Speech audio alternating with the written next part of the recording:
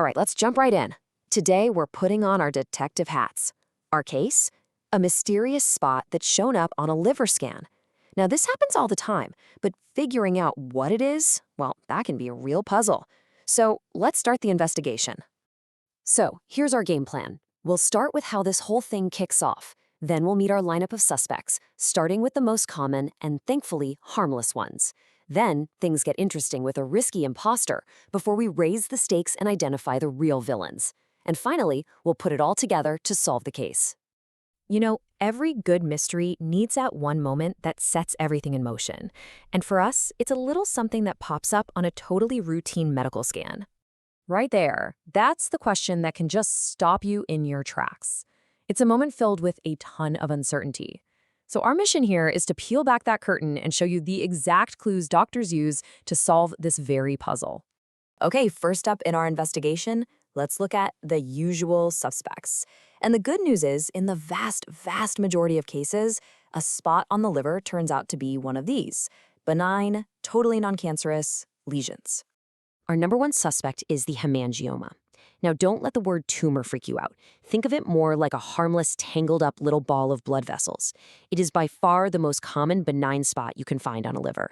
So, who usually gets these? Well, the evidence points overwhelmingly to women. We're talking a 5-to-1 ratio here. Hormones definitely seem to play a part, since these can actually get bigger during pregnancy.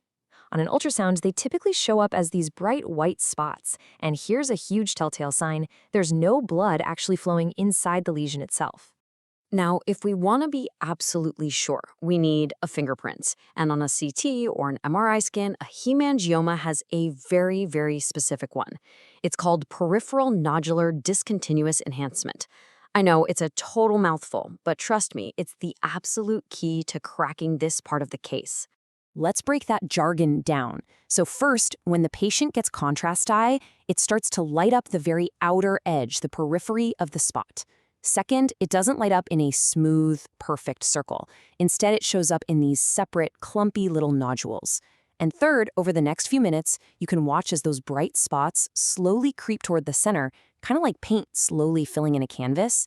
It's a really unique signature. Okay, let's bring in our next suspect: focal nodular hyperplasia, or FNH for short. This is the second most common benign character we run into.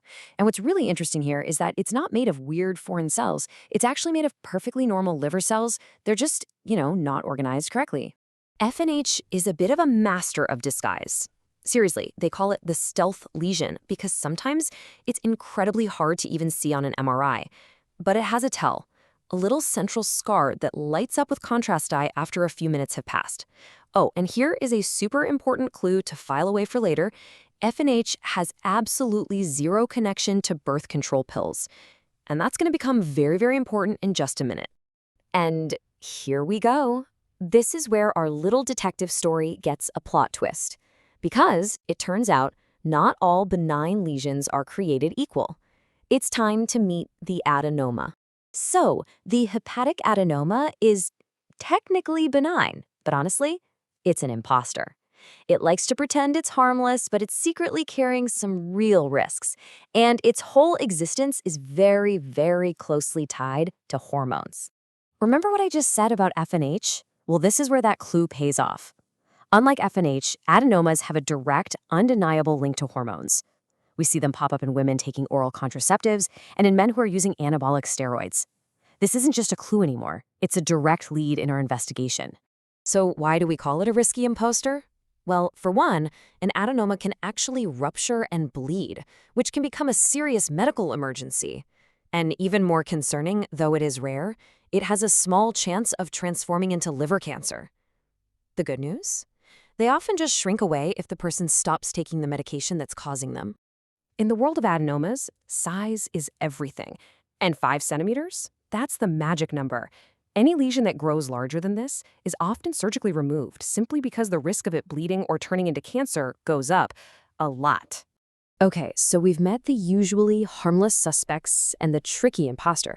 Now we have to consider the much more serious possibilities. It's time to raise the stakes and take a look at the malignant, the cancerous tumors. The most common primary liver cancer is called hepatocellular carcinoma, or HCC. This is a cancer of the liver cells themselves. But here's the crucial thing to understand. HCC almost never just appears out of nowhere in a perfectly healthy liver. It almost always grows in a liver that's already damaged by chronic disease, especially cirrhosis from things like hepatitis B or C. Okay, this is where a detective's eye for detail really matters. There's a rare type of liver cancer called fibrolamellar HCC that also has a central scar, just like our benign friend FNH. But if we look closer at the evidence, the differences are crystal clear. This cancer tends to hit a younger crowd, usually under 35, in people without cirrhosis. And that scar? On an MRI, it looks dark and it doesn't light up with contrast eye. It's these tiny details that can literally save a life.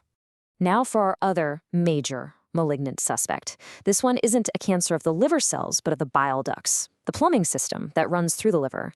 This is cholangiocarcinoma, and it's a particularly nasty and aggressive cancer. And this phrase right here, this is its calling card. Because this cancer grows inside the bile ducts, it can create a blockage. When that happens, bile backs up into the body, which can cause the skin and eyes to turn yellow. That's jaundice. And when this happens without any pain at all, well, that is a huge red flag for this specific type of cancer. Here's a really cool distinction that radiologists use to tell these two cancers apart. Both of them can mess with the liver's main blood vessel, the portal vein, but they do it in totally different ways. HCC has a nasty habit of growing into and invading the vein. Cholangiocarcinoma, on the other hand, tends to wrap around it and encase it. It's a subtle clue, but a really powerful one. All right, we have gathered all of the clues, we've profiled all of our suspects. It's time for the final lineup, where we put everything together and finally solve the mystery of the spot on the liver. And here it is, the whole case laid out. You've got the hemangioma with his classic peripheral nodular enhancement, the FNH, our stealth lesion with that telltale enhancing scar, the adenoma tied to hormones and carrying that malignant potential, and then the two big ones, HCC and cholangiocarcinoma, which we can often tell apart by things like portal vein invasion and their links to underlying liver disease. This is how the mystery gets solved, by piecing together all these key identifiers. So, the case is closed. A simple spot on the liver can be a lot of different things, but it's never really a dead end. Each one leaves behind a fingerprint. And as our technology gets better and better at seeing inside the human body, the skill of reading these tiny clues becomes more critical than ever. It really makes you think, doesn't it? Which of these fingerprints is the most important one to catch as